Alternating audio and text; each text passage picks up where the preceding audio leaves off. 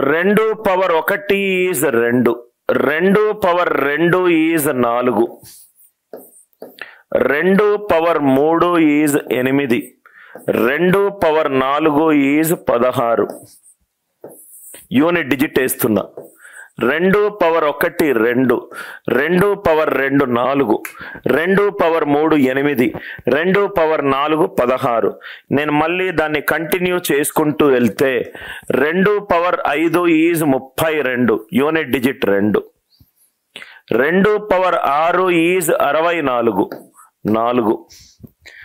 2 power 7 is 128, 8.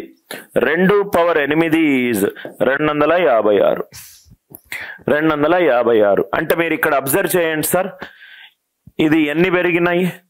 4 పెరిగింది. 2 power 1కి ఏదైతే యూనిట్ డిజిట్ ఉందో 2 పవర్ 5కి కూడా అదే యూనిట్ డిజిట్ ఉంది. ఎన్ని స్టెప్పులు పెరిగినాయి? 4 పెరిగింది. అంటే ఏ పవర్ 1కి ఎంతైతే ఉన్నదో 4 స్టెప్పుల తర్వాత ఆన్సర్ ఏ పవర్ 1 వచ్చింది. దాని మీనింగ్ ఏ.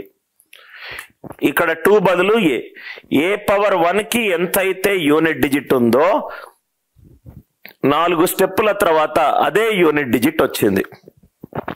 ఇక్కడ ఏ బదులు 2 స్క్వేర్కి ఏదైతే ఆన్సర్ ఉందో 4 స్టెప్పుల తర్వాత మళ్ళీ అదే ఆన్సర్ వచ్చింది. ఏ స్క్వేర్ ఏదైతుందో 4, అది 4 స్టెప్పులు కావచ్చు, 8 స్టెప్పులు కావచ్చు, 12 స్టెప్పులు కావచ్చు. ఏ పవర్ 4k ప్లస్ 2 దాని వాల్యూ ఎంత? ఏ స్క్వేర్. ఏ అనేది ఇక్కడ ఈ ఎగ్జాంపుల్లో 2, మిగతాది ఏదైనా ఎగ్జాంపుల్ కావచ్చు. 2 పవర్ 3 అనేది 8. మళ్ళీ 4 స్టెప్పుల తర్వాత 3 ప్లస్ 4 ఎంత? 7. ఇక్కడ కూడా 2 ప్లస్ 4 ఎంత? 6.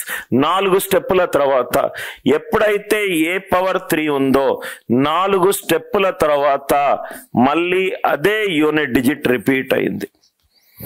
ఏ power 4k plus 3, it is A power 3.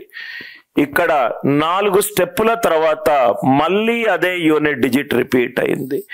A power 4k, A power 4. బాక్స్లో పెట్టుకోండి sir. Very very very important concept.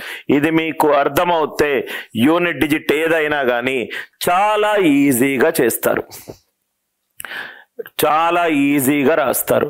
Right.